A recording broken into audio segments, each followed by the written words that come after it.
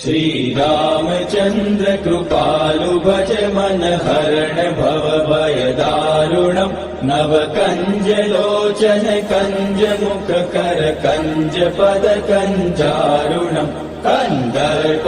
गणित अमित छवि नव नील नीरद सुंदरम् पटपीठ मानहु तडित रुचि सुचि नौमि जनक सुतावरम् शिर मुकुट कुण्डल तिलक चारु उदार अंग विभूषणम् आजानुभुज शर चाप दर संग्राम जित कर दूषणम् भज दीन बंधु दिनेश दानव दैत्य वंश निकंदनम् रघुनंद आनंद कंद कौशल चंद दशरथ नंदनम् इति वदति तुलसीदास।